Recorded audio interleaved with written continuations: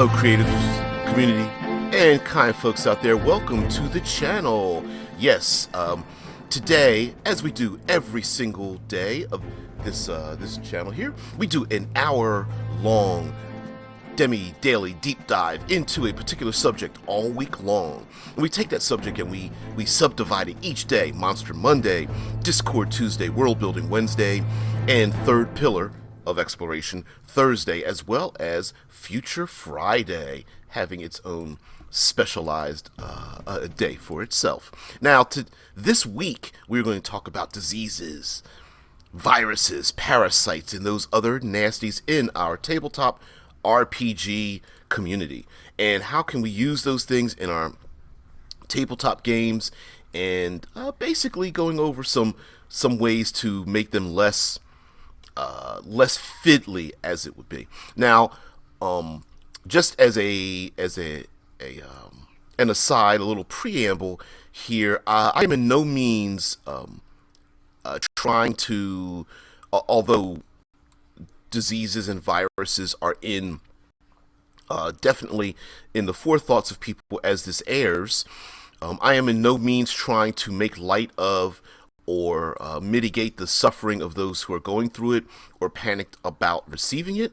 I am just here to take a topical subject that we have in our present day and then overlay that over our tabletop RPG content. So our talks are nothing but about fantasy and creativity and artificial worlds. All right, so diseases and lumping diseases and viruses, bacteria, parasites. In many ways, these are things that tend to be unseen and in our interactions when it comes to adventuring. Oftentimes, we can think of locations that have these hazards to them, right? It can be a swampy area, a place of deadness and decay. We also associate this with, dead carcasses and the decomposition of the dead and the things that come after them, relating to parasites and such. Whereas, diseases, viruses, bacteria, we don't often see that except for the symptoms thereof. But when it comes to parasites, a lot of times we can see those parasites, whether there are some pretty nasty ones like bot flies that lay eggs in the skin of animals, including humans. There's the eye worm that literally begins growing and curling up underneath the membrane of the eye. There's the tapeworm, and there's so many other nasty parasites. And while I cannot show them to you here, I suggest you do go down the rabbit hole on YouTube and find some videos of both medical doctors and laymen trying to remove these parasites from human beings. It's pretty nasty and it's like a car wreck. I can't turn my eyes away as horribly nasty as these things go. So in our tabletop gaming community, there are two aspects to diseases and parasites and things of that nature. And one of the aspects is that we will have some kind of creature or maybe location where it's possible for an adventuring party to come in contact with it. More or less, sometimes there's regions like a nasty swamp or a place filled with necrotic energy. In the far future, there may be a lab, or there could be a wizard's location, but oftentimes there's a lab or some kind of factory or something housing these dangerous materials. And of course, you can't ignore the fact. Yeah, Joe says heartworms and critters. Yeah, it's yes. Some of the videos are pretty disgusting, and there's also the post-apocalyptic version of this, right?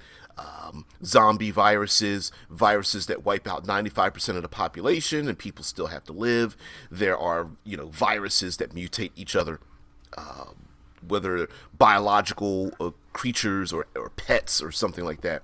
So, but one of the problems, this is the other flip side of the coin when it comes to dealing with diseases and viruses, parasites, and things in game, is that the world's most popular role playing game, Dungeons and Dragons, in its fifth edition, tends to have what I call an easy button, which is basically cure disease, some kind of ability where a character expends a very simple resource that eliminates the threat.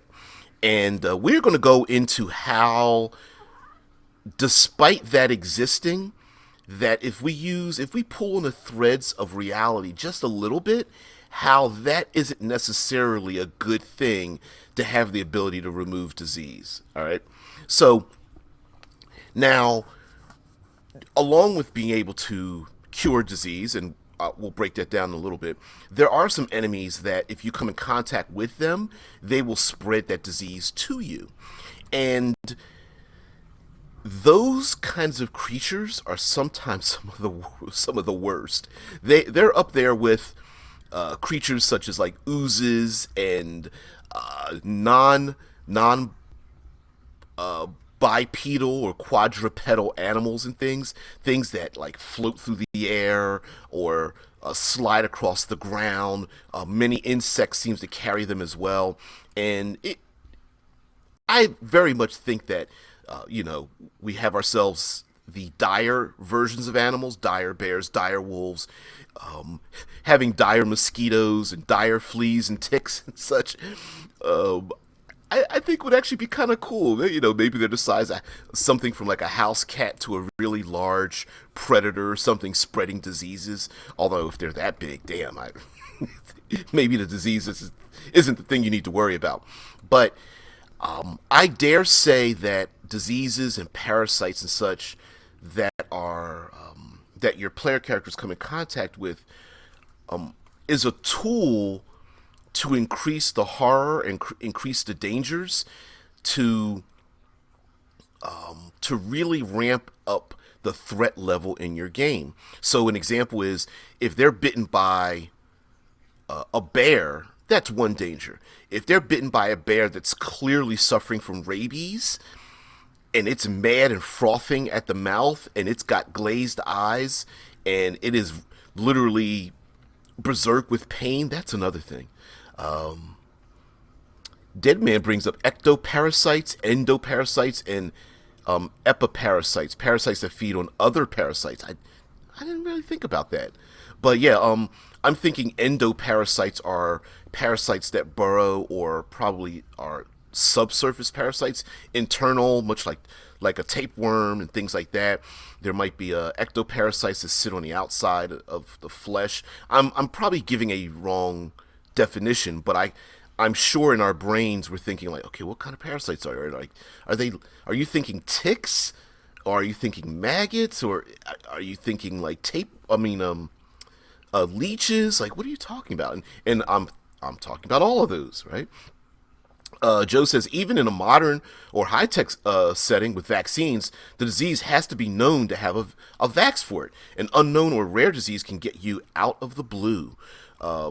Absolutely, and I think one of the things that can really, if you want to ramp up the threat level in your game, is to say like, to both say yes, you have a cure for it, but no, you don't yet know what that cure is, right? You have the potential to get the cure, like you're saying today, like you said, even in a modern or high-tech society, oftentimes, and medical procedural shows, right? Doctor show there, opens up, patient rolls in, patient says, I have these symptoms. Doctors look at patient and go, if it sounds and smells and looks like a horse, it's a horse. And they realize that it's not a horse, it's a zebra, right? It's the idea that, oh, we think we know what it is, but that's not really what it is. Yeah, Deadman says ectoparasites equal outside the body and endoparasites inside the body. Yep, I figured it was that. Like much like the human. Anyway, yes.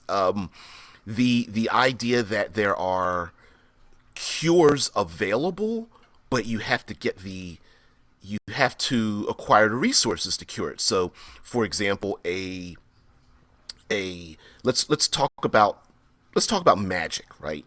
There might be a cleric or something that has remove disease, but must first be either exposed to it or try to find out the origins, the patient zero, or maybe collect.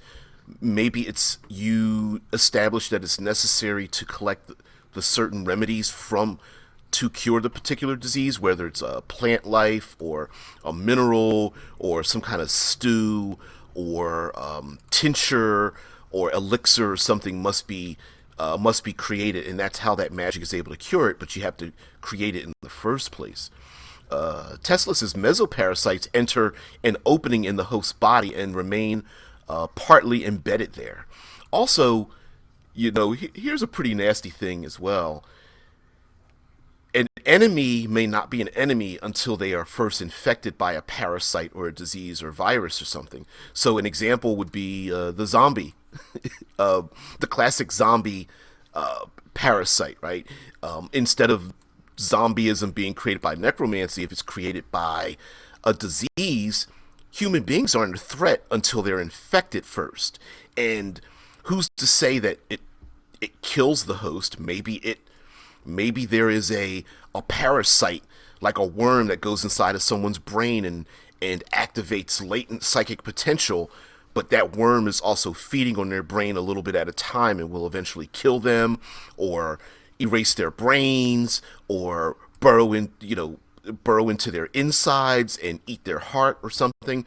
So along with possibly innocent individuals, or maybe not so innocent if they think the worm's going to give them psychic powers, but there might be side effects of a disease or a parasite that has a benefit on one end and a known or maybe even unknown side effect or disability on the other end. So maybe the worm does give psychic powers, but they feel that they could overcome or cure the negative side effects, the loss of memory, the eating of my brain as it spills out of my mouth and nose. Like maybe there's a way for, maybe it becomes known that it gives you this great benefit, but it, 7 days later, you're dead unless you find a way to alleviate it. Or maybe there are slight remedies for it that treat the symptoms but don't cure the affliction. So there are some creatures in many role-playing games that if you are touched, attacked, open wounded, or something will spread to you. This thing will spread to you much like the zombie virus spreading from one person bit to another. Vampirism I would include in that. Lycanthropy is another one. Seems like we're going down the path of dark gothic enemies that have these particular hazards to them. And oftentimes in a game there's some kind of saving throw, constitution, stamina, resistance or something to, or maybe even some kind of randomizer to see if you're exposed or get this disease or virus. But I would dare say that slow is better in this instance. An example would be you are attacked by a rabid creature with nasty smelling claws. It smells like offal and feces or something. And the PCs are being attacked by this clawed creature. Its maw's got maggots or some kind of other parasites or something in its mouth. PCs try to run from it. One of them's bitten. And then you immediately say, hey, make a saving throw to see if you're infected, okay? And which is not bad. There's nothing wrong with that. But imagine telling your players they have to make a saving throw an hour later after they've been attacked. And then you ask for another one yet another hour later. And they're like, well, I healed myself, right? And you're like, yeah, you cast a healing ability. You didn't bother cleaning your wounds, right? So I think one of the things that you could really do is extend out the threat. Maybe just simply going through a particular region, such as a swamp, might expose the PCs to clouds of mosquitoes and fleas and ticks and other kinds of nasty things that aren't necessarily enemies that you can strike and hit, but you're still being threatened by it nonetheless. We know in our own life that in our own world, that mosquitoes spread these kind of threats, and it's not as if you can just use a martial arts attack or something on every mosquito that's surrounding you, right? Maybe it's just, on a daily basis, the PCs must travel through a dangerous area, and they're threatened by it. But today we're talking about, on Monster Monday, we're talking about monsters, enemies, NPCs, even allies, connections and things. So a good way to start a game and include this in a game would be, of course, the PCs hear about or are hired or requested to investigate sickness that is spreading throughout a region, which would be a good way for the players and you as a game master to maybe push along a couple of allies or a couple of NPCs that must travel with the player characters. Again, much like medical procedurals, maybe there are highly efficient combat soldiers, the player characters, who must protect the non-combatants, but they are there to help the innocents, to help the people who are suffering. So this is a great way to have an alternate win scenario. So it's not about killing all the enemies. It's about making sure the player characters are able to take their firearms and fight through a dangerous area of mutants and zombies or something, to allow the scientists that are with them to use a lab and find a cure, or spin up some kind of disease, or or collect some kind of materials, or download certain files, or something. Or maybe the case might be to go after patient zero. We've seen this in pop culture plenty of times where you have an army of enemies, but if you find the one individual, whether it's the progenitor of the vampiric virus or the computer virus that has spread, and you can find the original programming and destroy it, and if you destroy it, you eliminate all the others. Yes, has it been overdone? Yes. But can you use it in your role-playing games? Once or twice before it becomes too old and predictable. I would dare say yes, you could do that. So finding the patient zero also makes a lot of sense to ramp up the threats where, you're only fighting, I don't know if they're CR 1/2 or something. You're fighting CR 1/2 zombies, but there is the zombie overlord that's like a CR 18 creature or something that doesn't even look human. It's just made up of a pile of human bodies, one blending and merging with another one or something of that nature, right? So you could very easily do the video game boss level, get up to until you get to patient zero as well. Also, disease and parasites, especially ones that you really can't see, are excellent tension timers, right? So if it takes a week for the player characters to arrive where they are, and that means 7 days and possibly 7 saving throws that you apply to them each waking morning or something, that might spur the PCs not to get too distracted when you're asking them to find out if they're going to be infected one way or another. Now,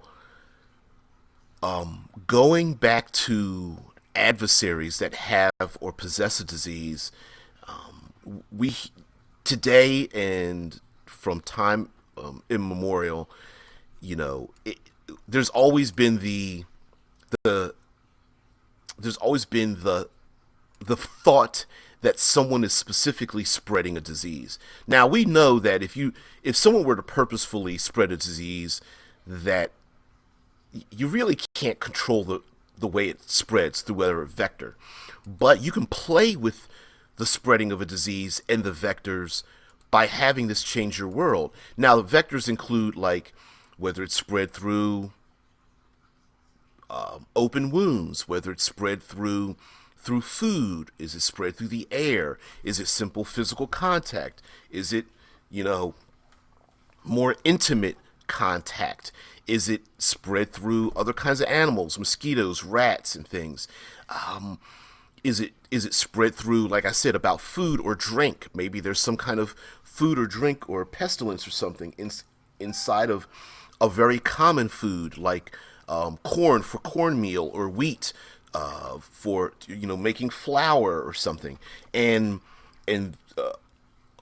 maybe something is created because of stagnant water, and the stagnant water allows mosquitoes to breed. Those mosquitoes then feed on sickened, dying cows, so on and so forth. Now, mind you, especially in a fantasy world, while you yourself as a game master may understand the science behind it, this doesn't have to be scientific. As a matter of fact, many people felt that diseases were spread by, well, evil.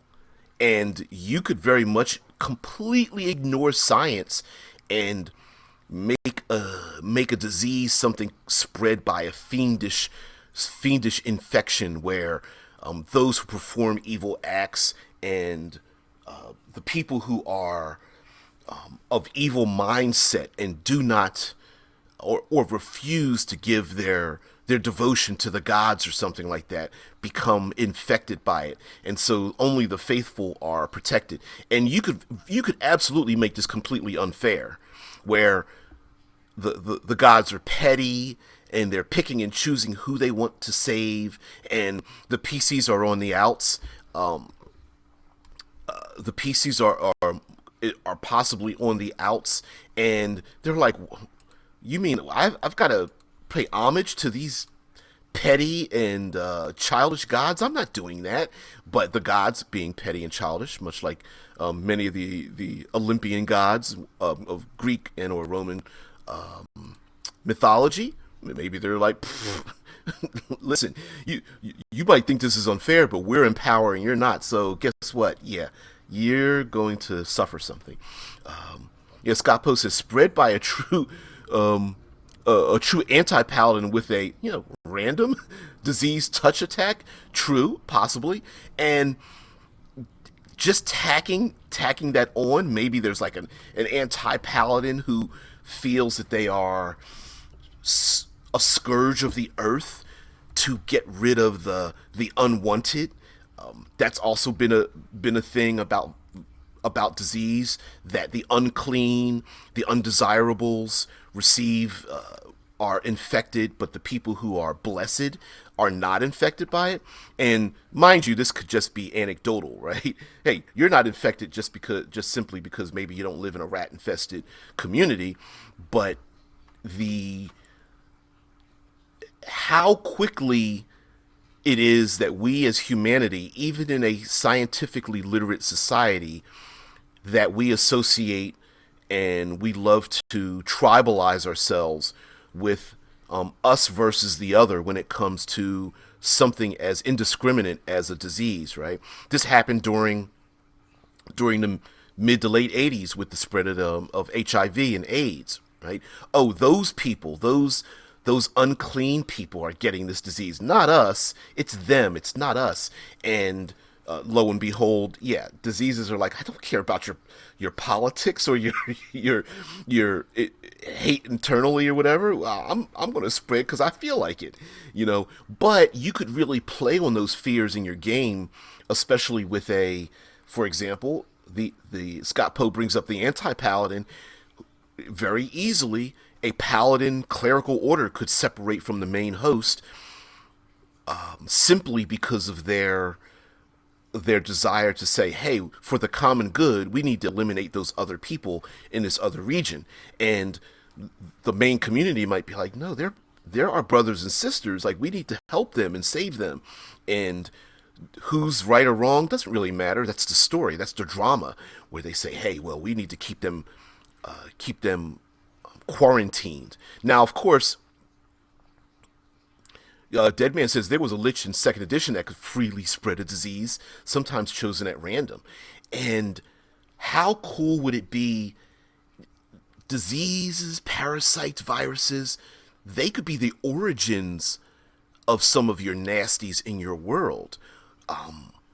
Why wouldn't there be a wizard who becomes a lich not necessarily through a ritualized process, but becomes that way because of being racked by a disease. And what would the phylactery be? The phylactery is a something that like they are.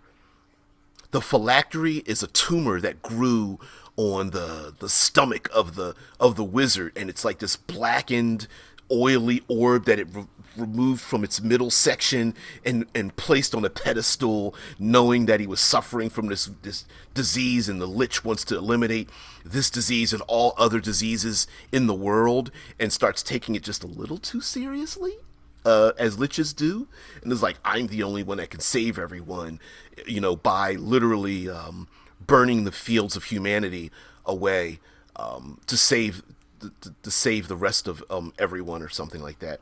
Also, trolls and ghouls and things tend to be associated with disease. Who's to say trolls aren't birthed through those that have been infected? Now, you don't need to have, I mean, you can go down a rabbit hole and go to Wikipedia and go down a rabbit hole of diseases and parasites, but you guys know me. Turn the volume up to 11 and a tapeworm, ticks, mosquitoes, the eye worms, bot flies, and all these other nasty heartworms and such. Maybe they're big. Maybe they are like, who's to say you don't reskin a tapeworm as like a python or a snake or something that kills someone and then slithers down the side of its throat? I mean, how nasty is that? And if you, I didn't think about this, but if you really wanted to incorporate sanity loss rules, which the Dungeon Master's Guide actually has, if you want to start incorporating sanity loss rules when the player characters are fighting individuals, adversaries, or maybe even fighting even innocent people, and they start chest bursting and vomiting up nasty nasses. That might be vomit inducing for the people involved in it, especially if the player characters are attacked by hordes of people that are like, please save me, but at the same time they can see black oiliness behind their eyes and their skin starts to split, and then a nasty discharge comes out of their mouth, nose, and ears, and then they go into convulsions on the ground and try to vomit up whatever inside of them, with some kind of ooze or powder or whatever onto the player characters, and they're running for it. Yeah, gas do that with their, notably with their claws. There's a paralytic inside of them that's very diseased. What's the other one? Otiogs are a commonality because they live and eat waste materials of all types, liquid and solid, in living in trash dumps and sewer systems and such. And why not? Yep, Scott Post says nasty. Trolls could be infected with a highly aggressive flesh-eating bacteria that their regen makes livable for them. Yep, maybe they are just... the trolls are only bestial because of the constant pain they're going through, because their regeneration is like, it's like a constant necrotic flesh-eating kind of thing, like you're saying, like an aggressive flesh-eating bacteria, and only the regeneration part is the thing that's keeping them alive as their flesh maybe falls off, or the bumps on their skin is just like pus-filled bumps that are sliced open, and then when it heals up, it's just another pus-filled bump that grows underneath it and stuff, and you can actually see it growing. Oh, nasty! And who's to say that trolls might not carry what is needed to help in part of the cure? Because there is something in the troll that helps it live, or maybe trolls were done by accident after trying to cure a quarantined community, and the cure wasn't exactly right. Yeah, of course, absolutely. And again, it's not just about hack and slash, let's kill the thing and it kills us. It's about, I really don't want to hack the creature because it's going to spew on me, and I don't want to have a nasty discharge in my face and or body parts.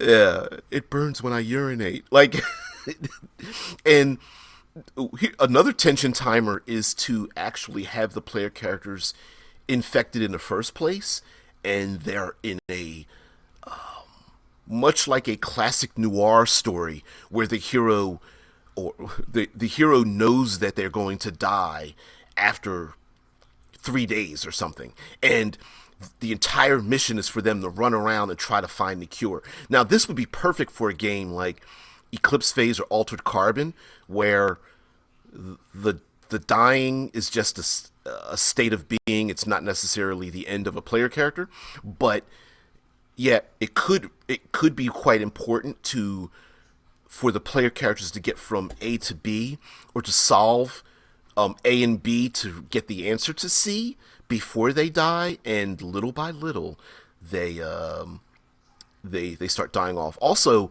in your own world, you could actually make this the origin of some of the greater abilities. Like, for example, maybe there's one or more races or capabilities in your world, but it's due to the fact that those individuals are infected by something. So, for example, reskinning a warlock in your world might not be a warlock patron. Maybe that patronage comes from being infected by a parasite, and everyone walks around with like mummy-like wrappings around their skin and flesh because they are infected. Like, they show physical signs of being infected. Now, gaming-wise, maybe there's no difference, but visually, you can see the sores and the pus and stuff that's on their body, and maybe the worms that are slithering behind their eyes, and they wear these dark cloaks that give them these greater abilities. But they spread an infection around, right? And people don't want to be near them in case this happens. Which later on, I'm going to bring up the fact that diseases are never usually one and done. An example would be, using a real life example. There were many people who were on a Princess cruise ship, and while I don't know specific details, and will probably never know, there were quite a number of passengers who were found out that they were detected to have a virus. Now, one problem with viruses and parasites and things is that someone can have these things and be asymptomatic. They may not show that they have any symptoms of having this particular affliction. So someone can be spreading this to others and they themselves don't know it. The second thing is, after that period of time and they start exposing others, and they may start having symptoms. And depending on how you describe your diseases or parasitic infection or something, it may either be very early to catch, like, oh, they are they're suffering exhaustion, they are phlegm is being produced, their nose starts running or something like that. And maybe that's the thing that goes, oh no, now they're suffering from something. Elder Scrolls, ooh. Tesla brings up the homebrew parasite class for a fifth edition class. Yeah. Oh wow, that's pretty cool. Now, mind you, for those who don't know, this show is simulcast on Twitch, YouTube, and Discord. You will find us in the boiler room over on the Discord server for Fantasy Grounds College. If you want to find the boiler room, just go over to the left after joining Fantasy Grounds College, slide past the administrators, the classrooms, and we are all the way down on the left at the bottom where all the cool kids hang out, of course, in the boiler room. I'm not going to read all that, Tesla. But wow. Wow. Yes. The D&D wiki, Parasite 5e class. And mind you, listen, you can reskin, reflavor, damn near anything to incorporate something, right? Like, you could very easily say my my charm person spell is not psychic. It could be I drop a worm onto the shoulder of my victim, and it puts its tendrils into its ear or something, and I'm able to ride inside of its body or whatever. My power to heal is me dropping maggots onto the flesh of my victim as it spews out some kind of material to stitch the wound together and eats away the dead skin that's there, eating away at the infection that's already on their body, but it looks like maggots. Like, I mean, not too many player characters would really want to be healed by you nasty little cleric, or druid or something like that, which would perfectly fit into that kind of concept. Now, and it's also possible that an NPC might have a cure, because they are someone who is part of a population of individuals that are immune to these afflictions, or at least suffer far less than your average individuals. Also, something that's often overlooked when it comes to diseases and parasites and things is that a specific community or an individual goes, "Oh, I've taken a cure. I've drunk the elixir. I rubbed the salve on my body. I put the tincture under my tongue. I've taken the pill. I got my injection. Everything's fine," which isn't necessarily true, right? It's the reason why they tell you to wash your hands. You may not be suffering from anything. You might literally be immune to it. You might have been cured from this affliction. Doesn't mean you're not spreading it. So one idea you could play with in your game is that remove disease and cure disease.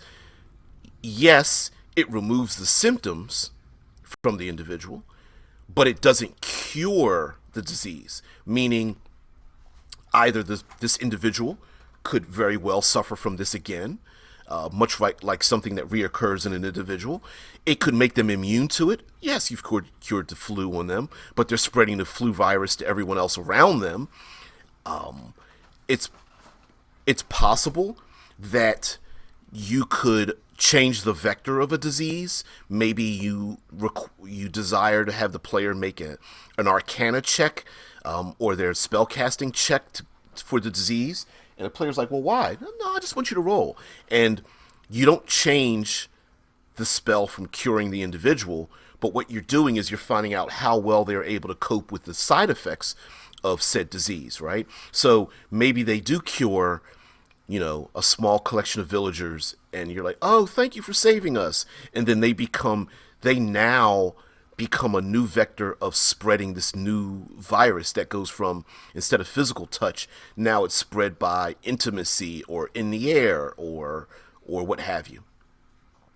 Again, it may be necessary for the player characters to have different tactics when fighting something that has a very aggressive infection rate to it, being exposed, player characters being bitten, breathed on, spit on, hacked at, bitten, clawed, spiked, and whatnot. Maybe the player characters, maybe it's not a good thing to get in melee combat. Maybe they have to corral the rampaging horde or something into a particular area, maybe leading it away from a large city state, or leading things away. Darth Raynar, greetings. Well, hello there, Darth Raynar. Thank you for joining in. I'm glad that you found this channel. We are talking about diseases and parasites and infections and things, and using them for your. This is Monster Monday, so we're using them for your adversaries, your enemies, maybe even your allies. An example would be the player characters may have an important ally, either a long-lost friend, family member, or a contact that is trapped behind enemy lines, as it were, either through a quarantine or a Dark Ages style spread of disease in a particular part of your gaming world, and the player characters must go there, but they also must avoid those who are infected and such. And again, how you this may require a session zero or at least some foreshadowing for your player characters. How is it that they're exposed? Is it just through combat, physical contact? You know, the melee fighters in your combatants in your game are only exposed if they're bitten or spewed on by your creatures, or is it exposure through food? Is it exposure through clothing, like infected blankets or something? Is it exposure just through breathing the air or rubbing up against the people? Is it possible, again, using that tension timer, every day are they exposed to it because of mosquitoes and things, of rats and bugs flying around and fleas and ticks? And each day they spend, the longer they spend in this region, the greater chance they have of getting it, i.e., failing a saving throw or something. And of course, maybe, just maybe, you have a stepped effect for what's going on. So an example would be maybe your adversaries are becoming far more dangerous based on a time frame.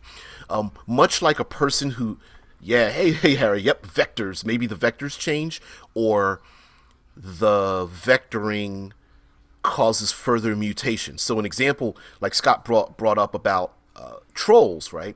Maybe in the beginning, the people that are infected are statistically like orcs or bugbears. Okay, we're talking fantasy, but you could really ramp this up for science fiction or even modern day, right? So okay, thank you very much, Harry. I always feel your thumb, just where you like to place it. No, but very much. Thank you very much. Yeah, yeah. If you guys are into freeform, unscripted, hour-long podcast content like the one you're getting here, I would appreciate it. I like, share, subscribe, follow over on Twitch. I'd love to become a I'd love to get 50 followers on Twitch so that I could become an affiliate. That'd be really great. But yeah, Darth Raynar says, So here's one for you. If you cross a mind flayer and a vampire, do you get a mind flayer with immortality that requires blood, or do you get a vampire that now needs to eat brains as well as drinking blood? Oh, thanks there, Darth. All right. So I talked about vampirism and, you know, even with mind flayers, right?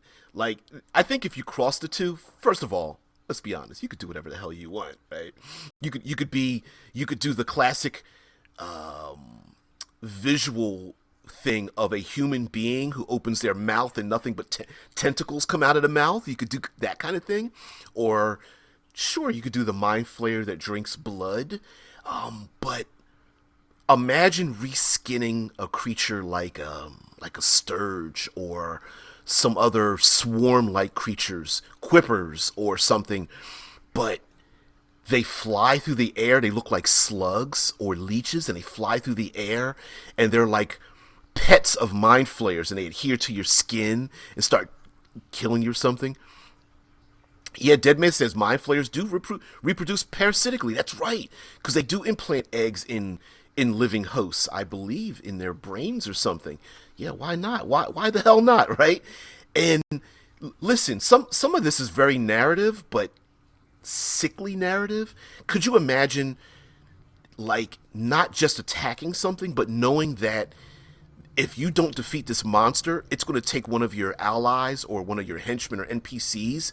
Yeah, like tadpoles, flying little tadpoles or something, or hell, just forcing your players to go through a swamp and going through waist deep water, knowing that some kind of slug-like thing is going to adhere to your body, probably. Like, how do you fight that? Do you attack each other with burning hands to burn the crap off of you? Do you peel them off? By the way, just as a side note, I kind of answer all these questions and more, and give a lot of options in our latest cinematic environments book that's going to be released soon. But whatever, that's just a plug. Yeah.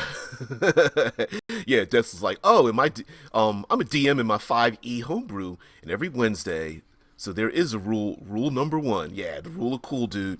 Yeah, sometimes just reskinning and reflavoring something it's great. So, once again, tension timing. I love tension timers. So, The first day, the innocent people in the village are infected. Maybe they're orcs, bugbears, something like that. Maybe the second day, they are more or less like trolls or ogres. Maybe the third day, they are something even more hideous, right? You could ramp up the challenges if the player characters are like racked with analysis paralysis. Like, listen, PCs, I'm foreshadowing all this. You guys need to get a move on because it's just going to get worse and worse for you. Much like the spreading of a vampire post-apocalypse, the same thing could go here. That they may have stages of mutation. That their organs spill out of their stomachs and their very organs start sliding across the ground, and that kind of thing. Or I don't know, zombies could change into skeletons if their flesh falls off enough. Or maybe the flesh itself falls off and becomes, I don't know, like a nasty cloaker, like reskinned cloaker or something like that. Oh, thank you very much, there, dead man. I appreciate that. Yep. Yeah, you know me. I love picking and prodding these like small little ideas and stuff. But yeah, diseases, for me, you can overlay them in the world where it's not so much the PCs fighting against the disease itself, but it becomes this threat that overlays everything else in the world. And much like falling into a trap or a pit or something, you could essentially infect your player characters, but they don't have any like mechanically difference for their character, but they're showing signs of this thing, which now becomes its own mission, right? Two of the player characters get something. The cleric's like, I'm going to try to heal you. I heal you from the symptoms, but you haven't cured the disease. Oh, we're going to have to find the old hag that lives in the swamp to get the elixir that's really going to kill this disease. And by the way, when we go into the village, the villagers see that we have, I don't know, green veins exposed on our bodies, or maybe there's some other side effects of various diseases and cures, right? It doesn't have to be, I know I'm talking about pus and and orifice discharging, but there are other aspects of diseases that people have, whether it's more neurological, confusion, blindness, deafness, being mute, weakness and reduction in your 6 classic attributes. Yeah, Joe's like, discharge. I like the discharge. Anyway, but reductions in strength, dexterity, constitution, intelligence, right? Listen, I think most of us have suffered multiple times over some kind of like pneumonia, flu, stomach virus, and believe you me, our intelligence pretty much drops into the toilet. So does our charisma. Like, who wants to be around somebody that's like, so, you're so beautiful. I'd like to take you out to dinner. And you're just like, please don't sneeze on my food. Like, you're you're not impressing me right now, right? Um, Joe's like, that word is like moist. It's moist sounds like a toothless person gumming a banana. You get that nasty bit in the background. I'm not going to do that on. Well, believe me, I'm not going to do that in your ear. But yeah, maybe before the show ends, I'll do a little moist gumming for all you ASMR fans out there. Darth Raynar says, pretty sure none of my players are online at this hour, so don't mind saying this. I'm using Milestone as part of the current story arc. They're about to come across a small village that is actually a werewolf pack. Yeah, we talked about werewolves, where the classic mythology of the werewolf spreading lycanthropy. And listen, it's called lycanthropy, lichens from the movies. Like, literally, they are a bestial creature that is spread by being bitten. Yep, absolutely. So why wouldn't that exist? And like Darth is talking about, a village filled with as a werewolf pack remember that it's not just now. Yes, you're not you, Darth, but talking everyone. Your players could be murder hobos, and this isn't going to work if they're murder hobos. But if the people that they're there to contact, or you make this real personal, it could be family, friends, colleagues, or something like. Darth's like, I do have a couple. we listen, we all do sometimes, but if someone important, this is a great way to say, okay, on one hand, you got some dangerous werewolves. On the other hand, this person can't be killed. You don't want to kill them. So how do you both stop an enemy but not kill them? And one way of doing that is to give them important information. Make this individual important to continue the story.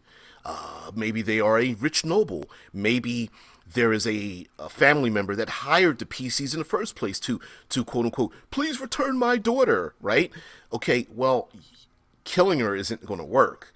You got to bring her back, but maybe she suffers, the flop sweats and then starts changing into a werewolf, and the players are like, yeah, we're gonna need to get some chains and chain her down because she's gonna kill us if we don't, right? And listen, like werewolves, they don't have to attack the PCs. They could be attacking other innocent people. Hell, they could make a run for it. A werewolf doesn't, just because it's a werewolf doesn't mean it's automatically initiative time. It could be, yeah, guys, you see this innocent person you're coming to find, change it to a werewolf. Oh yeah, she runs into the darkness, into the woods, and you're like, you give the big foobar, right? It's like, oh, now we got to go after her.